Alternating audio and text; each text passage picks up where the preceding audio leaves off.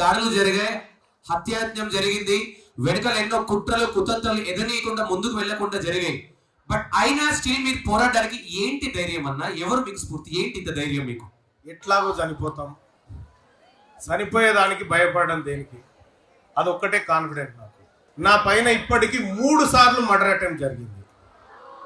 3 సార్లు జరిగిన తీన్మార్ మల్లన్న వెనుకడుగు వేస్తాడేమో, ఈ ప్రజల కోసం కొట్లాడడం బంద్ చేస్తాడేమో, ఈ విద్యార్థుల కోసం కొట్లాడడం బంద్ చేస్తాడేమో అని చెప్పి ప్రయత్నం చేసిరు. చేసిన ప్రతిసారి రెట్టింపు ఉద్యమాన్నే చేసిన తప్ప కానీ తగ్గల. ఇప్పుడు కూడా చెప్తా ఉన్నా రేపటి తెలంగాణ రాష్ట్రంలో ఈ యువత ఈ రాష్ట్ర ప్రభుత్వాన్ని నడిపించే విధంగా ఈ యువకులను తయారు చేస్తా, ఈ జంజీని తయారు చేస్తా. ఈ జంజీ చెప్పిందే వేదం, ఈ జంజీ చెప్పిందే శాసనం కావాలి చట్టసభలో. ఆ విధమైనటువంటి రాజకీయాలతోటి ముందుకు పోవాలనుకున్నా. కానీ ఒకటి గుర్తుపెట్టుకోండి, నేను 100 రోజులు నన్ను జైల్లో పెట్టిరు. 100 రోజులు నేను చీకటి గదిలో ఉన్నా.